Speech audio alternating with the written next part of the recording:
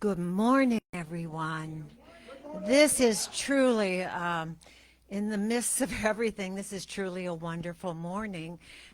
Who we have with us today, and I'm going to switch it just for a little bit, is Bill Rotella from Tel Aviv.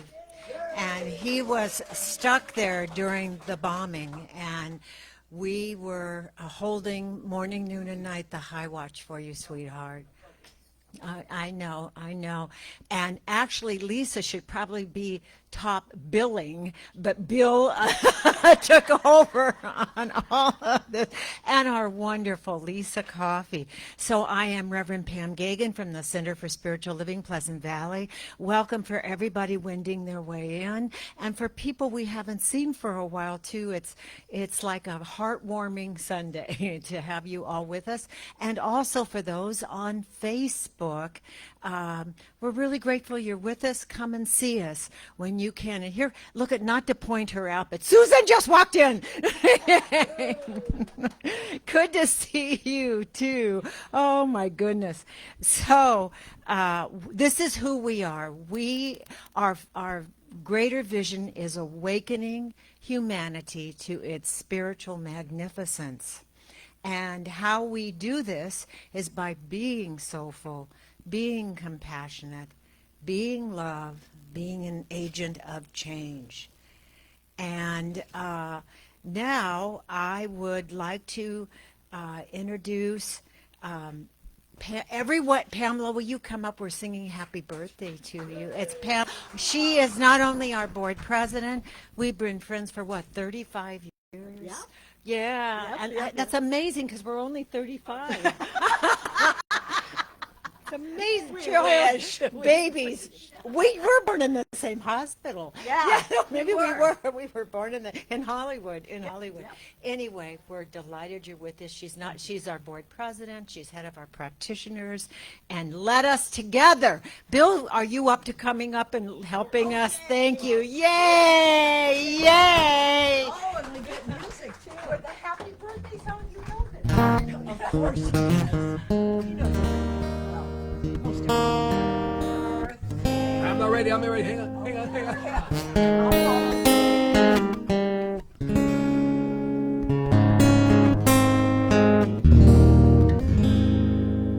Happy birthday to you. Happy birthday to you. Happy birthday, dear Pamela. Happy birthday to you.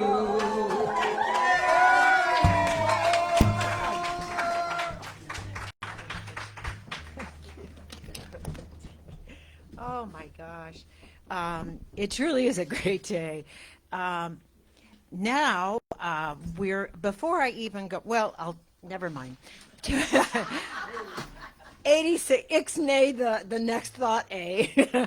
Anyway, how we try to express who we are is by performing this ceremony, and is our candles of faith.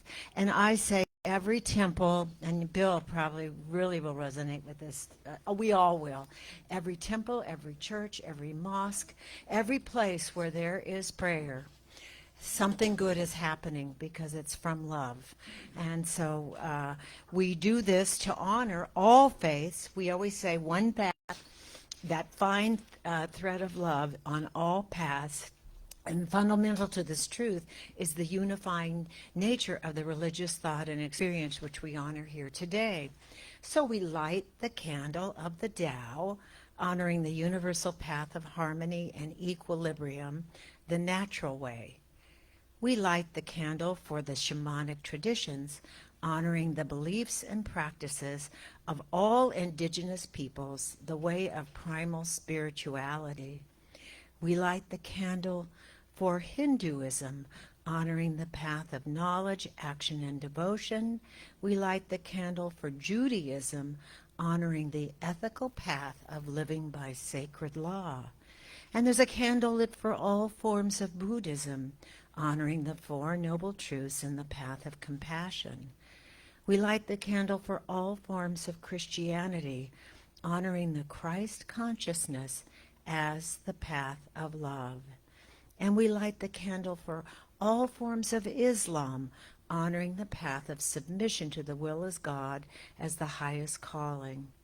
And there is the universalistic religion of Baha'i we light the candle for, honoring the path of unity and peace. We light the candle for all forms of new thought, which religious science, Centers for Spiritual Living, are part of.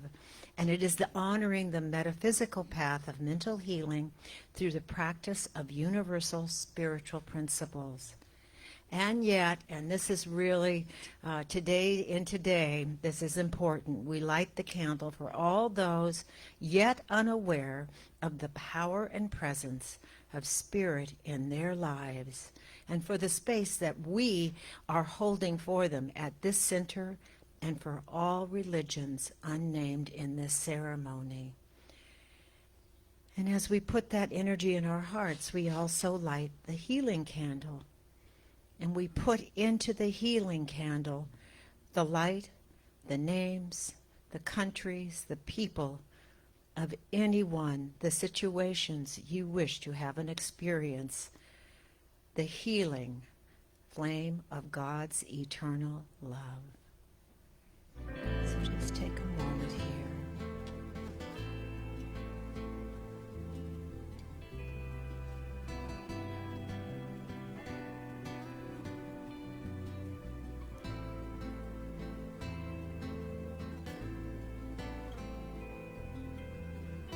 And so in this moment, Bill's presence here is reminding us that we are only a heartbeat away from a world experience. We are never separated. We came from nothingness, we'll go back into nothingness. But the somethingness, that the richness that people bring into our lives in these moments, in these desperate hours, make us realize how vivid, how wonderful, how powerful the energetic of someone, presence of someone is in our lives. So Bill right now today, although he probably didn't want this, is a living example of that energetic power, presence, and love and experience he brought back from a really unconscionable situation. So with great gratitude, knowing that his presence here continues to add the power, peace,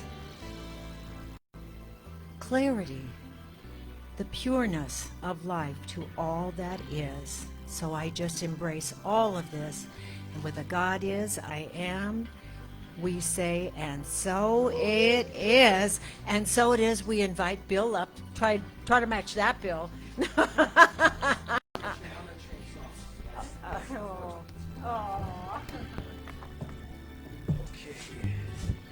First, I'm gonna keep it together because I am touched by all the love, for sure. Thank you. So I'm gonna say a few things though first.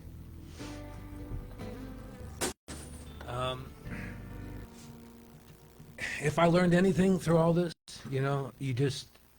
we can't let, that stuff define us. We have to just move. We have to keep moving, and you have to keep believing, and you have to just trust, And in most, in some of the craziest moments, you just go, wow, there's beautiful people, there's beautiful moments, and even after the mania, what I remember the most and what I appreciate the most is that I was just seeing random wonder as I continued my travels. No one knew what I had gone. No one knew about the shelters, These people didn't know what I had been through. But they were just good people, man, like good people. And then I saw just samples of stuff that I was going, God, man, and the contrast, the contrast is just remarkable. You sit there and you go, wow, that was then, that was there, but all of this, there's so much more of this than there is of that. There really is. And And I saw the window. I saw the window. I mean, for sure. And I got out. And people didn't get out. And they were messaging me because I bonded with you in the shelter. That's what you do, you know. You talk to people. And I just figured, and then when you hear conversations of people, I met a Ukrainian woman on a bridge in Slovakia who had just come from Ukraine, from that bombing. And she was standing on a bridge. I landed in the wrong country because I was scrambled trying to get the heck out of there. And I thought I was in Vienna. I was in Slovakia. I mean, I was going, okay. I literally woke up at the hotel, walked out, I'm thinking I'm in Vienna. And I'm walking around going, what's with all this Slavic stuff? I mean, what's that? Bratislava, what is that? I'm going, I was just completely turned around. But I wasn't turned around. Because as I was walking through Bratislava, which is got an incredible Holocaust history and got an incredible survivor mentality, that town, survivor mentality. I said, you know what? I called this driver that I had hired. I said, you know what? I'm not in Vienna. Can you come get me? Because I'm in Slovakia. I'm not even in Austria, for Christ's sake, And he said, I'll be there in a couple hours. And in those couple hours, I said, you know what? I'm going to walk down to the Danube. I want to see the water. I want to see the water. I wanted just to feel the water rush under the bridge. I wanted to see it. And I walked along the water for a ways, and I saw this bridge in the distance, and I go, I'm going to walk up there, get that vantage point, and there's a woman who's doing the same thing about her experience from the Ukraine. And then to hear her story was like, I was going, so we're all going through something, everyone's got to survive something, but it's what we get from it, like, am I going to hang on to, I was walking, I was literally, my feet were in the Sea of Galilee the day before the bombs. I was walking the hillsides, just imagining. I was right there where, we don't know exactly where the Sermon on the Mount happened. We don't know the exact hillside. But I'm in Magdala. I'm in Nazareth. I'm the only person, I'm the only maniac actually walking in the river into the Sea of Galilee. I brought my sandals for that reason, because I knew that, and I'm walking in it. I didn't try to walk on it, just so you know. I didn't do that. But I was in it, and I'm just feeling all this magic of, wow, Jesus walked these hills. Wow, he was talking love, preaching, compassion, preaching tolerance, preaching turn the other cheek, preaching togetherness, all this. And the next day, there's bombs. How in the world does that happen, Because it does. Because it just does. And so when I, got the great fortune of just everything, check, I need to find a flight. I need to get out. I don't trust. No, this isn't going to get better. This is going to escalate. Okay, I can feel this. No, the window is right here. Make some moves. I'm sleeping with my shoes on because of all the sirens. I'm going, found a flight. Found a driver. Flight wasn't canceled. Just check. I'm going, man, I'm getting out of here, And then to sit there and think about the people that were hesitant, because some of them are older, some of them didn't have, and they don't have, with no judgment, but this is a community here. Like I have been strengthened. I'm just telling you, this is the absolute real. I have been strengthened by this community. I have been. There is no doubt. Some of you are very, very close to, and there's no doubt, because I didn't waver. When I was in that bomb shelter, I was like clear-headed. I knew what I had to do. I was helping people. As a matter of fact, to the point where they said you have 90 seconds to get in the shelter, and the siren goes off, and there's elderly people trying to get down the stairwell. I didn't knock them over. I just said, I'm going to be cool, man. I'm just in and then bam, and then bam, you're going, oh, God, But, the trust thing, and you don't get trust accidentally. You have to develop it. And that's what this is for. This is the community of it builds your faith, it builds your trust, builds your compassion. And so consequently, I got out. And I'm gonna tell you one story before I, sorry, just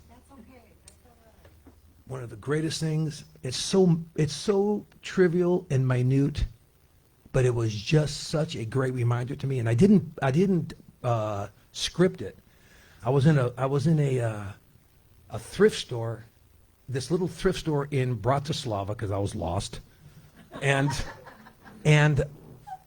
I, was buying these vintage clothing from Slovakia, and I heard this girl behind me say, she wanted to buy a scarf, and I just overheard, how much is the scarf? And the lady goes, €17. And she goes, oh, do you take credit cards? No, I don't. Only take cash. And she goes, oh, I don't have any cash. That's all I heard. So I'm sitting there, I go, here, I'll buy her a scarf. I didn't even look at the girl. I didn't know who she was. I go, I'll buy the scarf for her. And she goes, well, why? Well, she doesn't have cash, and it's only €17, so it's cool. She goes, really? And then the other girl, she goes, he's going to buy that for you. So I looked over, and the girl's like 20 years old or something, And she says, well, where are you from? I said, America. She goes, is that what Americans do? They just buy things for people? And I said, it's a scarf. It's €17. It's not a big deal. If you want it, and I have the money right now, you don't. And I just left a situation where, people were very kind to me. It's a good time to be kind to others. And so it's a scarf. She goes, well, thank you very much. She goes, that's very kind of cool. She walks out. I'm walking in the city an hour later. We're talking in the city. And I hear the girl go, hi. The girl's waving at me. And I go, who's this person waving at me? I go, oh, it's that girl about the scarf. And she just goes, thank you. And I just went to myself, I go, man, that's what it's about. It's not about, it's just, doing something for someone else and not just for the sake of, hey, passing, paying forward kindness, period. And to know, not that I'm a super nationalist here, but to know that she is going to know that some American man just bought her a random scarf. So we're not all American men are like, here, I'll buy you this, I'll buy you that. No, it was just, it was simple. It was a simple thing. But I remember, I'll never forget that, to see her walk in the middle of a city and recognize, she remembered it. And she'll never forget that scarf that a stranger bought for her, So those things come. That's what comes. And we plan, that's what comes. We don't know what's coming from whatever event in our life. We just don't know. And if we get through it, we get through it, So then, now talk about some music. So, I'm writing some music for sure. And I wrote this song just before I left. It's called The Big Picture Fits in a Little Frame. And Lissa asked me to sing it today. I've never played it ever. It's my first time playing it, so Buzz, be kind. Okay.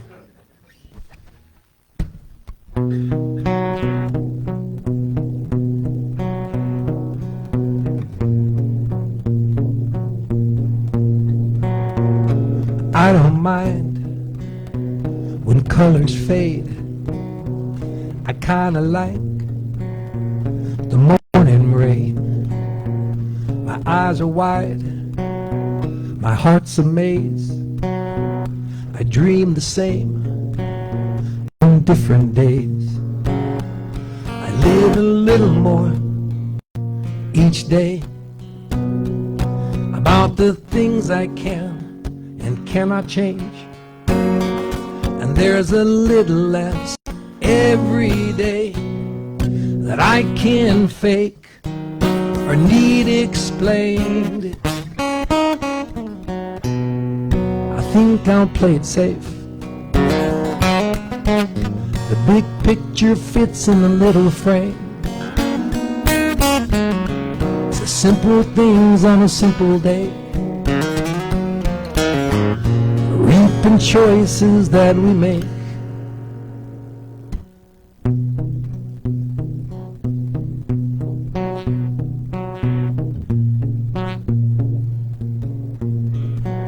Let me hear the silence, feel the void, live undecided, if that's my choice. Never hide who I become. Be free beneath the sun. I learn a little more each day about the things I cannot change. And there's a little less every day that I can fake or need explain. I think I'll play it safe. The big picture fits in the little frame. It's the simple things on a simple day. The big picture fits in a little frame.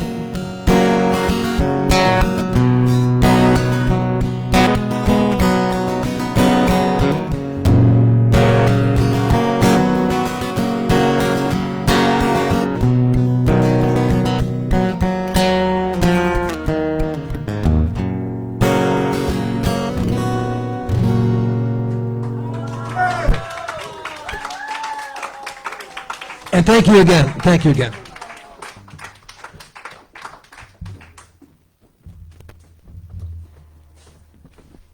Wow, thank you, Bill. Gosh, I think we almost don't need a sermon or anything after that. What an adventure. And that you're here and we're able to be present and kind, and that you came back safely and had great adventures, even if you weren't in Vienna. So, yes, and we're delighted to have you back for sure. So I'm Pamela Bailey. I am the practitioner of the day, as you all know. And if the practitioners and ministers would stand up, I know we have a few not here, and one who probably won't stand up in the back. But we have Marcia in the booth. We have Jean Parcher in the lovely blue hat. And then we have Reverend Pam. And in this teaching, all ministers are first and foremost practitioners, and then Buzz Noe. And again, as practitioners, we know, we pray with you affirmatively, and we know the truth, and we know that it's unfolding in its own perfect time. So today, we have the wonderful Lissa Coffey speaking, and the title of her talk is Puzzle Pieces. I have no idea what she's going to say. I know it'll be wonderful. But the thing that immediately came to mind for me was when you have a puzzle, a jigsaw puzzle, and you've devoted an entire table to this 500-piece puzzle, and you get it all done, and there's a hole. It's like one of those darn pieces disappeared, that black hole where your socks go and all of that. That's where that piece went. And it's obvious it is not complete without that one piece. Therefore, thinking, yeah, it is all necessary. And as Bill was saying, we think we would like to get rid of it. And yeah, it would be great if there were no hate. But we can't get rid of hate by hating it. The only thing that we can do is shift to love, which disappears it. And that's the only thing we can do. And when we're standing in, we got to pay them back. We got to get revenge. That's just going to continue that story, which is not a story we like. But anyway, so on this idea of everything is essential, I have this friend, Katie, and she had this car, and a few years back, I don't know, maybe it's still happening, but stealing catalytic converters was a very popular thing to do. Well, she ended up, obviously, having her car not work because the catalytic converter was gone, and she was going to have to replace the whole car because the cost of replacing it and literally of getting the new part and putting it in was greater than the cost of her car that she'd had for a while. So the good news is she got a new car. But it's like this thing of every piece is important. We forget that, even our little contribution is necessary to make the whole. And the other, this other side of it is attempting to get rid of something just gives it more strength and more existence because it has your attention.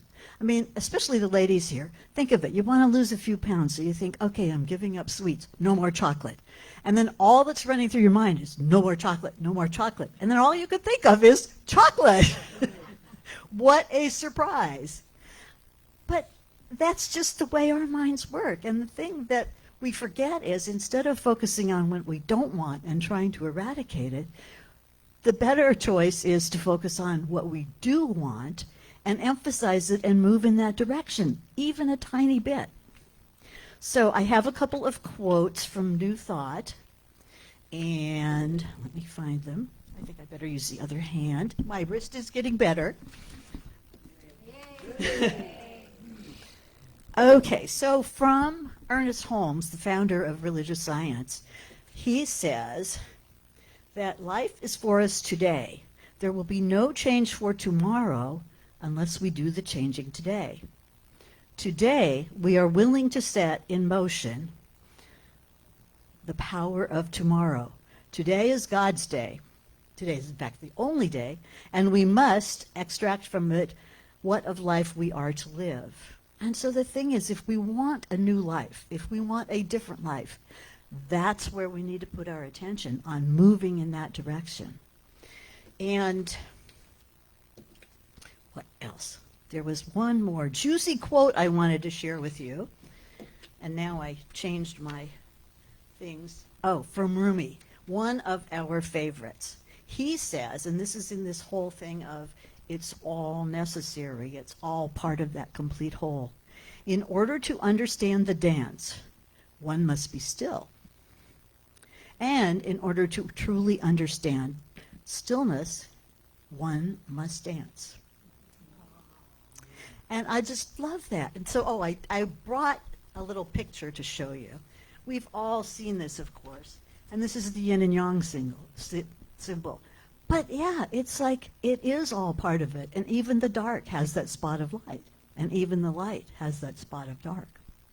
So I'm going to end with Reverend Betty Ann's quote, which I love and we all know, which is, and if you'll join me, my life is unfolding perfectly, no matter what. All right. Thank you, everyone. And Bill, come on back up. Okay. Because Pam asked me to do this, I got to tell you, I want to share one more moment from Istanbul that is just so after all these things, and I got really, I'm not going to say lucky, I just things worked out. Blessed, thank you. And I ended up I find this 80-year-old driver that thinks he's like 17, literally. He walks in and I'm saying, I got to find a ride to the airport. I got this flight, I paid like ridiculous, but I found 2 tickets. For me, want to take one, whatever. I'm going, okay. And then this guy comes in. This guy walks into the lobby, 81 years old. And he's eating an apple. And he's in there and I go, and the guy at the front desk knew I was going through the window. He goes, I'm going. He goes, I got to find a ride. I got to get a driver. He goes, Martin, will you? He goes, I'll take him. I go, wait a minute. I wasn't feeling very confident at the moment about Martin eating an apple, telling me, I'll take you to the airport while rockets are going off, And so anyway, that was kind of, then he says, how are you going to get a flight? I go, I think, and he shows up on his phone, and all these red, cancel. And mine was the black one that said that was going. So he said to me, he just goes, let's go. I went, okay, wait a minute, before we go, what do we do if there's rock? Are you cool? And he goes, I'm a combat veteran. He's 81 years old. I mean, fearless. I mean, it was like I dropped my comb, like that's he was saying. But this is what I want to share with you. I got out. I was in Istanbul airport, and I remember getting off the airplane, and this, very beautiful young Israeli woman walks by, and I just remember seeing that person go by. And then about a half hour later, I was talking to my granddaughter on the phone. I think she overheard me, because something made her feel comfortable to walk up to me and go, and she started crying, and she's on my shoulder in this airport, and I'm going, and all I could think about was not like I'm being tested, okay, man, pass this test, not like that, But I just knew that, okay, well, there's like, what next, you know? And so people walking by, I seen this 24-year-old Israeli woman crying on my shoulder in this airport in Istanbul, and I'm going, and she turns out she was supposed to be at the fair, at the concert that was the massacre happened. And so she didn't go, but her friends were killed, you know? So she's in shock, and she's on my shoulder in shock. So I'm going, she's telling me the story. I go, okay, I get it. So I just sit down, and I said, my layover was 11 hours. Hers is like 7.5. So I'm going, this is going to happen for 7.5 hours. God bless her. But, you know, I had been through enough, I thought, you know. So fast forward about 2 hours, and she pulls out a bottle of whiskey from her bag that she bought. You can't make this. This is like, she pulls out a bottle of whiskey and she says, do you want to have a drink? I said, I did. I had a drink with her. She had a paper cup. I go, I'll have one drink with you. We're okay. We survived. Salute. You know, we're good. But she kept going. And I'm going, okay, God, this is going to be a long night, you know. And then she says, do you smoke? I go, no, I don't. She goes, I'm going to go have a cigarette. And I go, okay. She starts walking out, and I'm looking. She left all of her stuff, her purse, her bag. And now I'm in this airport, and I'm going, an hour goes by. She's gone. And I'm sitting here looking at this stuff going, okay, what am I going to do with? And I said to myself, she's in shock and she's lost. That's all I told myself. Instead of going the other way like she's a lunatic, you know. And then I go, now it's like 3 in the morning and there's no one around. And I just go, I wonder if she went down the escalator I wonder if she just lost. I grabbed her stuff and her purse. And I went down because I figured okay, can I be truthful? I had to use the bathroom really bad, you know. And I'm going, how do I do this with her luggage, you know? And if she comes back and there's no one there. So I just said, I'm going to take her stuff, and I'm going to go down the escalator and see if she just lost. I went down the escalator. It's like, I told you, like 3:45, 4 in the morning. No one's, and I see that in the distance, the security guard walking towards me with the figure doing this, you know. And her name was Amanda. And I said, Amanda? And her reaction in that airport, was immediately, it was just, you found me. You found me. You came to look. She had nothing. She was lost in Istanbul airport. Security guard says to me, do you know her? I go, no, I don't know her, but I know she's in shock, and I know that she's lost, and she's just she's struggling right now. But she's glued to my arm. We go upstairs. She goes, I can't believe you came to look. I can't believe. And I just said to myself, as I was sitting in that Istanbul airport, I go, literally, I'm just telling you, I went, what next? I mean, really, like, what is coming next, you know? And then she falls asleep. This woman on her shoulder, she has an 11-year-old son. I have an 11-year-old daughter. And I said, hey, you got a second chance. You got a second chance. We both survived. She made the plane out. You get a second chance, you know? So we're going to make the best of it. Your flight leaves at what time? Please. You know, and as she left, these words, she goes, I'm so glad I had you last night. That's what she said to me. I'll never see that woman again, ever see her again. And when she got on that airplane, and hopefully she went to her son, 11-year-old son, I just sat down in that chair and I was going, okay, like I'm a little bit tired right now but I'm not saying it's tests, but God, you get these moments where you go, there's always someone that can, no matter what, can use a little bit of music, right? Okay.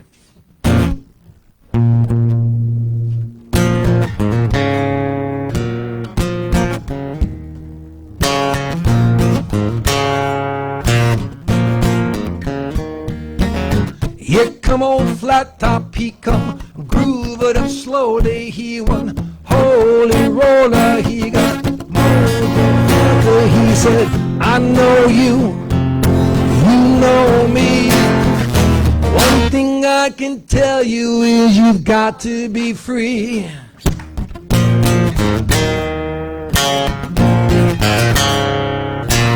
He wear no shoe shine, he got toe jam football ball, he got monkey finger, he shoot Coca-Cola. He said, 1 and 1 and 1 is 3. One thing I can tell you is we've got to be free. Come together right now over me.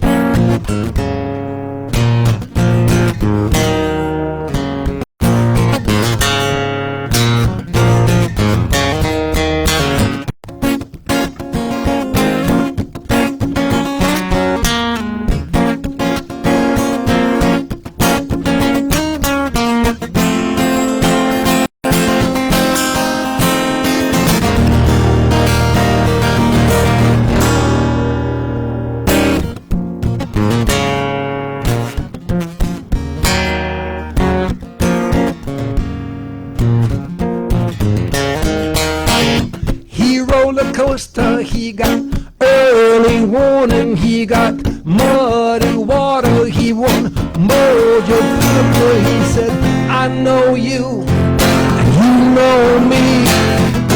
Only thing I can tell you is we've got to be free. Come together right now over me.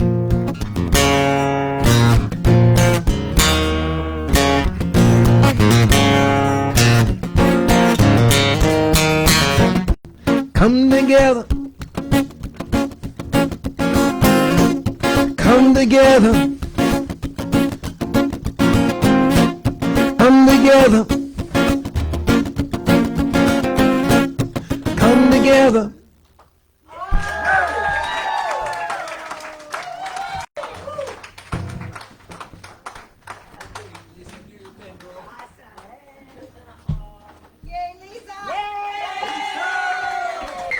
Yeah, Bill is a tough act to follow, I tell you. I'm going to just move this out of the way. Bill is my brother. I mean, you know, I don't know if many of you know this, but we met here. It was just divine. God brought us together. We were always meant to be together. But so, yeah, just another reason why I love this place so much. Okay, so the other night I was at an event and I met an ophthalmologist married to a podiatrist. Do you know what they call that when two doctors get married? Paradox. This is our topic today, paradox. Paradox is also something that when you have two boats, you need a paradox.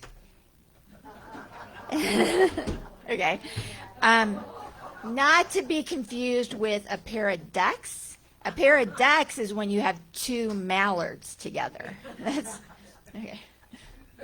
Enough with the puns. I'm married to an Australian. He is the punniest guy ever. So anyhow, a paradox is really a self-contradictory statement where it's two opposite things being true at the same time. We are living in such a time of paradox right now. It's overwhelming. And, you know, Bill and I were talking about this before the service. This is life, you know, with all the joys and love and everything, you know, birth and weddings and all these celebrations. And we also have loss and death and, you know, everything else that makes us sad and heavy. And how do we reconcile all this within our human hearts? Well, in a puzzle like Pamela was talking about, we have to see the big picture. We have to see how it all comes together. When we're just looking at one little piece, it doesn't make sense to us at all. You know, it's like, this is it? This is it? This is what I have to, I don't know what this is about. But when it's in context of everything else in our lives, it makes sense. We can step back and observe. It's kind of like, you know, when you're a little kid and you're dreaming about what you're going to be when you grow up, or, you know, what your house is going to look like, or if you're going to be married and have kids or whatever. And then you're an adult and it all happens and you look back and you say, wait, was I that same person that was dreaming about all this? How did I get here? And you know that every single thing that happened in your life led you to exactly where you are. The good and the bad, the seemingly good and the seemingly bad. We don't know what's good and what's bad. We're making judgments on it, but so many things had to line up in every single order to put you exactly the place where you are right now. I mean, even from the beginning, from conception, about your mother and father meeting, right? And you being conceived and that whole lineage behind you, up until this very day.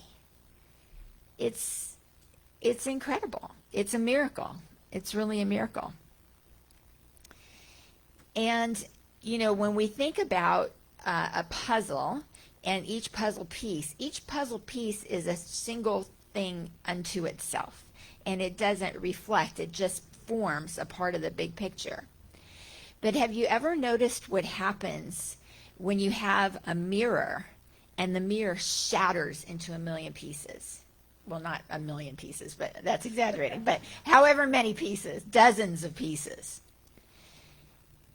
Each mirror piece reflects the whole. It's still a mirror. It doesn't have just like, okay, here's the mirror piece that reflects the lamp, so we'll put it here. And here's the mirror piece that reflects the sofa, so we'll put it here. It's not like a puzzle. Each puzzle piece is a reflection of the whole. When you hold it up, you can see your face in it. Each little one is the same.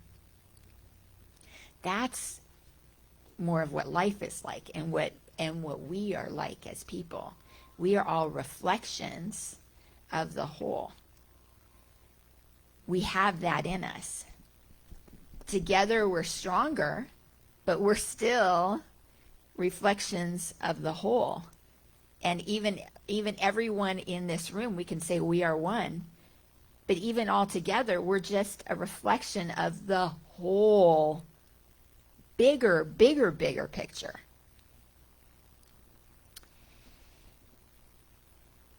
So life is both. Life is a puzzle and life is a broken mirror. And it can be both at the same time, just as we are both human beings and spiritual beings. And treading that fine line of what am I going to be today is very hard, but integrating spirituality into your life allows you to live in the flow, guided by universal energy, guided by God. It puts you where you are meant to be. It puts you where you are supposed to be. And it seems like all these little miracles are happening. But, is it happening, or are you allowing it to happen? Are you being present to its happening? Sometimes it's happening and people don't know. Their eyes are shut. They're asleep. They're missing it. And they say, oh, life is so terrible. But it's not. We have to wake up and say, what is our part in this? What am I meant to gather from this? What wisdom am I supposed to garner from this?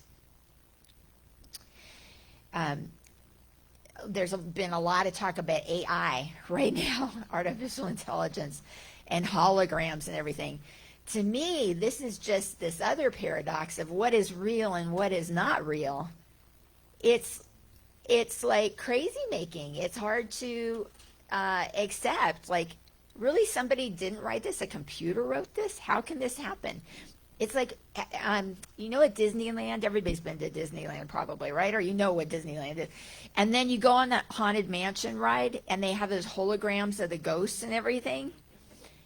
And then they have that medium talking in the crystal ball, and she's talking. It looks so real. It looks so real, but it's not. And it's just illustrating to us okay, that is not real. We are living our unreal life in an unreal world. In Disneyland, another unreal world, with an unreal person. It just goes on and on and on. But we can start removing those veils. We can start removing those layers and seeing the truth, like in The Wizard of Oz, when she draws the curtain. And it's like, wait, what? You're the wizard? This is it? This is the big secret?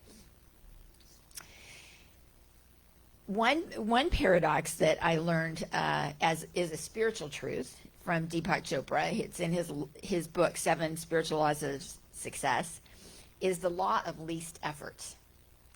You know how we're always told to work hard, and this is how you get ahead in life. You need to suffer. You got to pay your dues. You got to, put some skin in the game and all this kind of stuff. Well, yeah, sometimes that's true. You do have to make effort. But sometimes when you do less, you accomplish more. Working smarter rather than harder. Doing less to accomplish more. How do you do this? It's that part of being in the flow. It's allowing God's grace to guide you. And how do we do that? It's by being in our spiritual being as much as we can, practicing meditation, practicing being quiet, practicing being still, so that we can actually hear that voice that's trying to talk to us. We can actually get that guidance that we're so seeking. There's this term right now that's popular, doom scrolling. When you're on the internet, you're on Instagram or Facebook, and you just keep scrolling and scrolling. What are we doing? I think a lot of us are looking for answers. What's going to fill me up? What's going to make me laugh? What's going to, what am I doing? Why am I bored? You're just going like this. Okay, put the phone down, put the computer down, go sit on a cushion, close your eyes, breathe. It's as simple as that. Be at peace.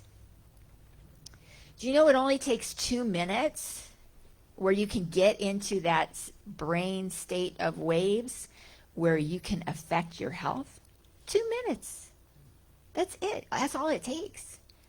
Of course, there's benefits by going longer, but a lot of people say, I don't have time to meditate. I'm too busy. I'm doing this. I'm doing this. I'm doing this. Okay, who doesn't have 2 minutes to just be still? I mean, it's medicine. It's good medicine. Take away 2 minutes of doom scrolling and put yourself in meditation. There you go. I think all of us waste more than 2 minutes. I know I do. I'm just as bad. I have every excuse. Oh, it's marketing. I'm doing research, whatever. But the minute I put it down and go into my meditation space, I'm just like, what am I doing to myself? What am I doing?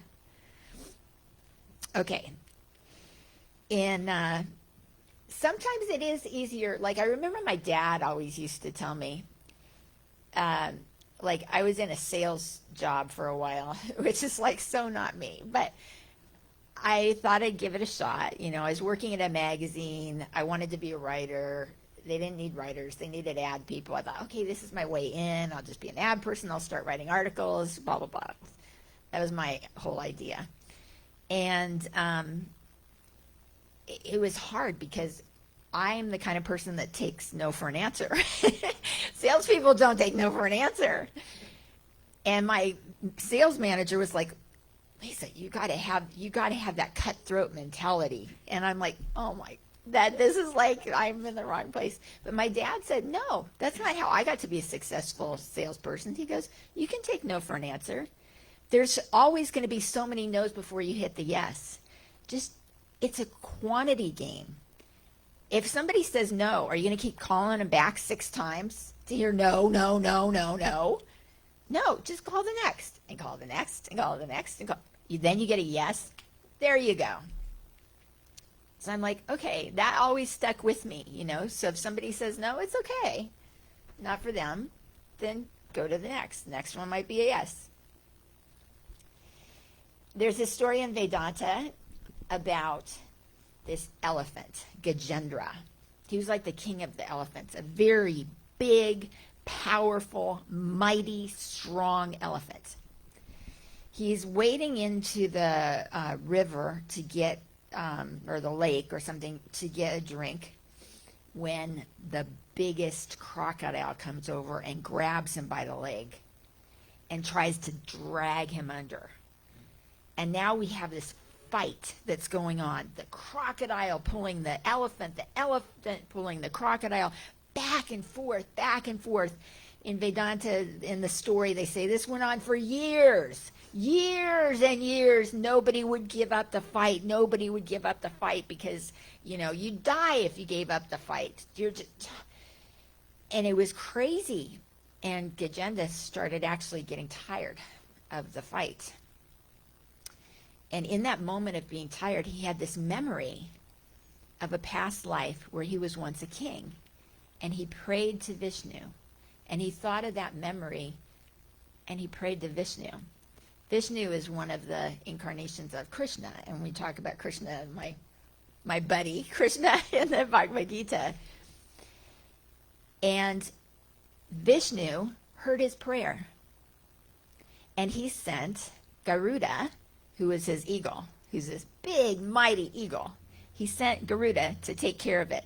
Garuda came, swooped down, and in a moment, scooped up the crocodile and flew him away. Gajendra was saved. This is the law of least effort in action. He was fighting for year after year after year after year to fight this crocodile, when in just a minute, a prayer solved his problem. Do we even think to do that sometimes? I think we forget that we're not in this all by ourselves. We are totally supported by this universal energy, this life that wants us to succeed, that wants us to get what we want. We want the things we want for a reason. And it's part of our purpose here. It leads us to our purpose. We have to look at our desires. Not get attached to our desires, but understand our desires. Why do we want that? Why? But why? But why? What is this going to bring us? What do I want out of this? And usually it comes down to love or peace is what you really want. That's what you really want. That's the thing. So there's a way to achieve this realization of who we are, of what we need, what we want. How do we do this in Vedanta? They said there's two ways. It's a two-step process. And actually, these are both paradoxes. They're both paradoxes. Number one is we have to attain what we already possess. Attain what we already possess. That doesn't seem to make sense, right? How do we attain something we already possess? If we already possess it, we have it, right? The second part is by, how do we do this? By eliminating what never existed. If it never existed, how do we eliminate it? Okay, we got to think about this. A lot of this is like our wrong thinking. Science of mind is all about thinking rightly, right? How do we attain what we already possess by eliminating what never existed? Here's the example. Picture yourself, you're at home, you're in the kitchen, you're trying to read a recipe, you realize you need your glasses, you look on the counter, they're not there. Where are my glasses? You're looking all over the house. You look in your bedroom, you look in your bathroom, you look in your car, you look in the glove compartment, you're looking all over the house. I can't find my glasses. I can't find my glasses. I need to read this recipe. What is going on? You're getting very frustrated. Where are my glasses? You look in your purse. You take it all out. You look in your old purses. Where did I leave them? You retrace your steps. You call the last store you were in. Did you see my glasses there? Nothing. Can't find your glasses. Finally, you're exhausted, like Gajendra was exhausted finally. You say, you know what?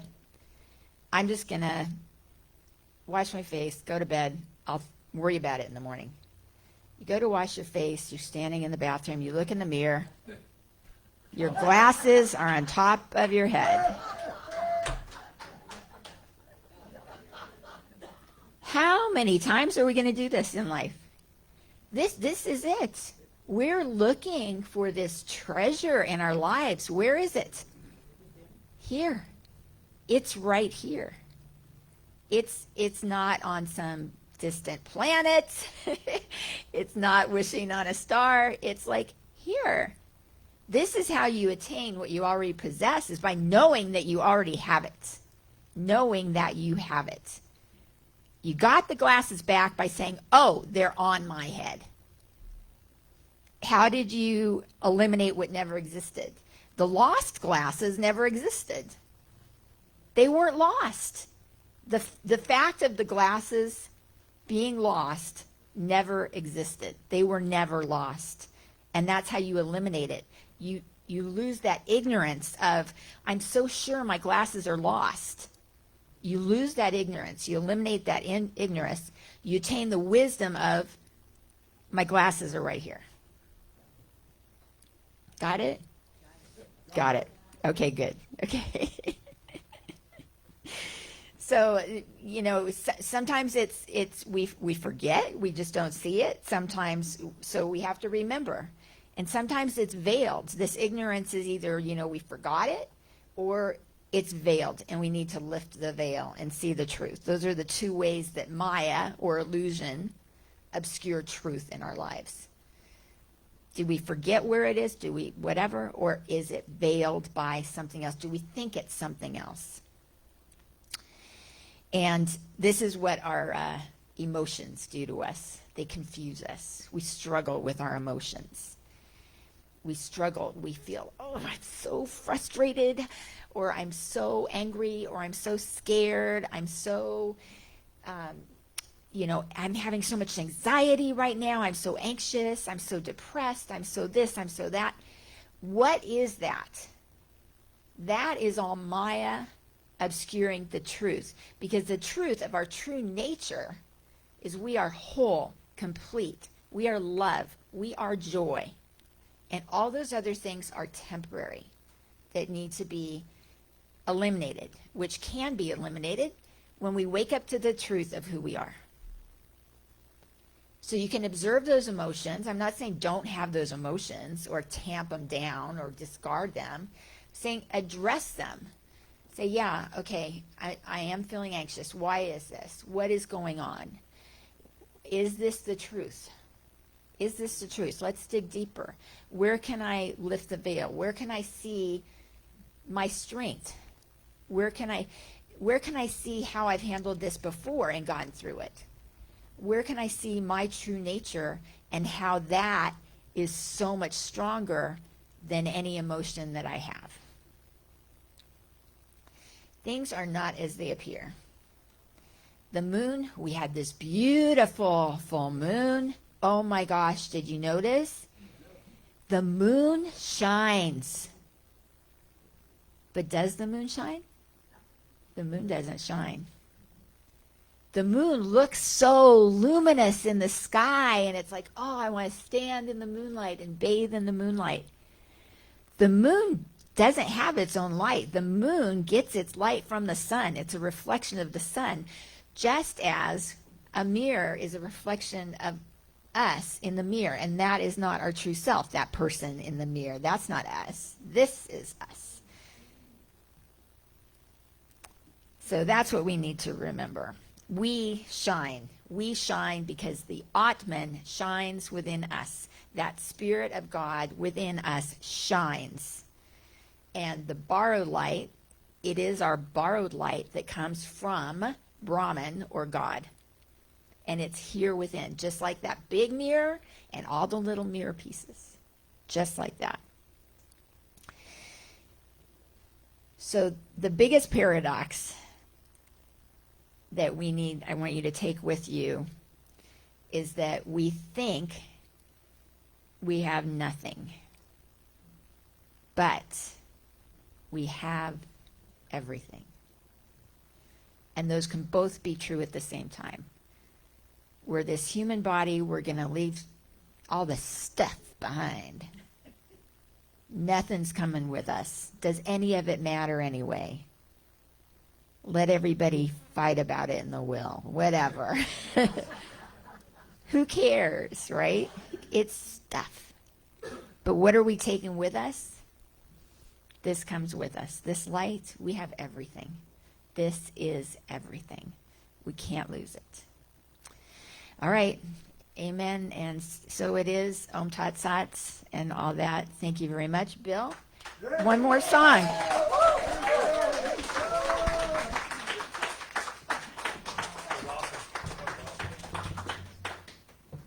Good stuff, man. See what I say about the community? All right. So we're going to lighten it up here. This is the first song, actually, it's so crazy. This is the first song I ever played here, like 10 years ago. Wow. This is the first song I ever played, and you requested this thing, yeah? Yeah. So we're going to lighten it up here a little bit. The only problem when I sing this is I always see Marcia 10 years ago dancing back there in circles, like just, so I go, who is this happy person? Just dancing around. Yeah, I know, man, I know.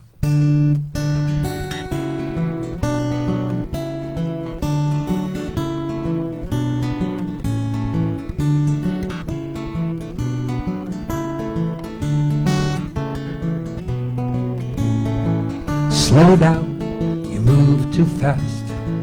You got to make the morning last. Just kicking down the cobblestones, looking for fun and feeling groovy. Looking for fun and feeling groovy. Hello lamppost, what you knowin'? I come to watch your flowers grow. Oh, here we go. Ain't you got no eyes for me? Do-do-do-do, feeling groovy. Ba-da-da, ba-da-da-da-da-da-da. Ba-dum, ba-dum, ba-dum, da-da-da-da-da-da-da. I got no deeds to do, no promises to keep. I'm doubtful and drowsy and ready to sleep. Let the morning time drop its petals on me. Life, I love you. Let me sing that again. Life, I love you. One more time. Life, I love you. All is groovy. Ba da da da da da da da da da.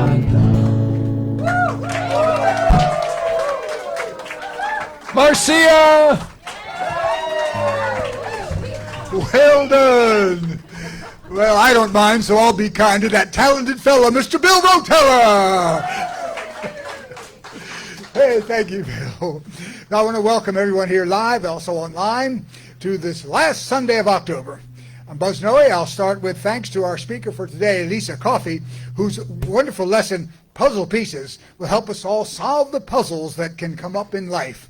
So, loving thanks to Lisa. And now, here we are with the announcements for today.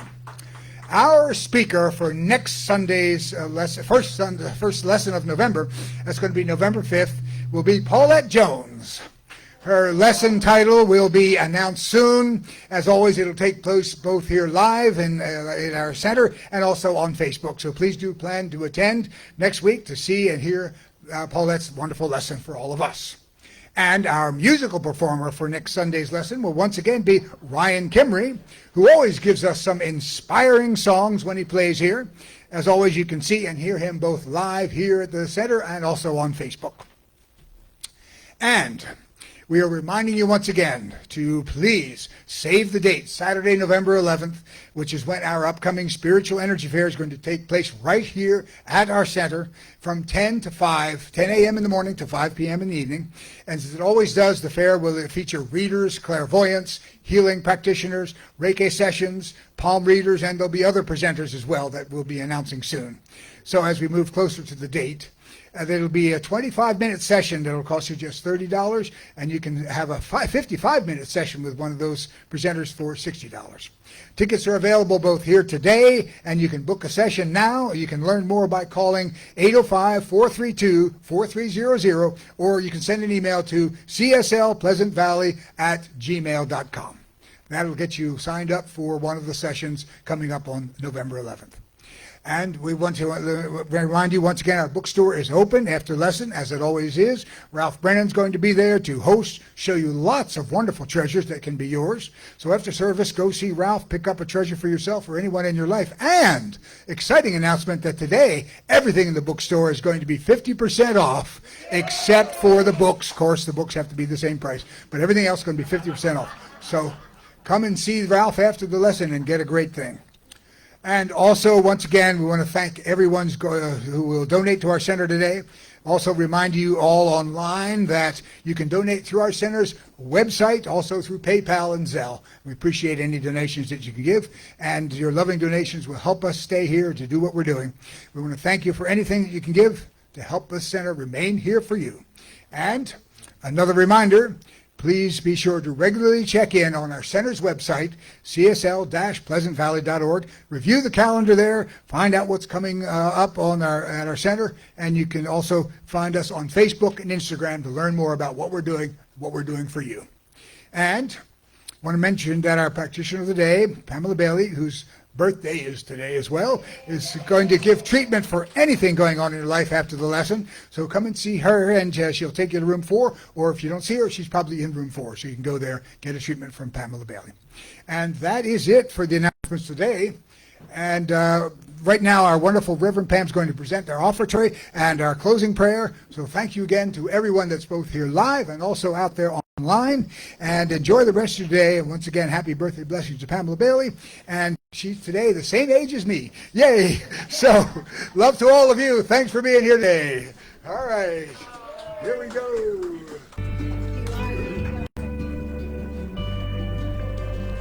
Oh, that's good. I just want to be really brief. I can't help myself. I could, but I'm choosing not to. There's just 2 closing funny things. Bill, when you said that Israeli woman said to you, "You had me," I thank you for had. What was it? So glad you had me. She had you with whiskey. That's all it took, Bill. Admit it. And the other thing, all I could think of is the film. And then the other thing is about the law of least resistance and going. My father, and then I learned, I'll be really brief, I learned so much from Bob Gagan. And he was beloved by so many people. He was a salesperson for Ma Bell. He started with Yellow Pages like in the 50s or something and worked his way up to corporate. And he sold huge telephone systems all over California. He was from Mountain View. And LAX calls him in. They're going to buy a whole telephone system. He knows nothing about technology at this point. This is the 80s. Knows nothing.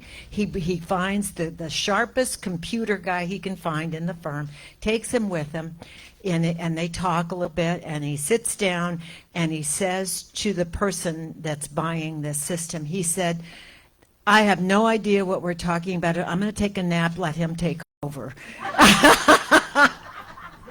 And of course, all was sold. He was really aware of, why do I have to pretend here or anything? So anyway, I just wanted to share those 2 things. And now it is a time. And Bill, this sounds so cliche, but you could have asked for money too if you needed it. I You call one of us if you're in a foreign country and you're running out of funds or anything.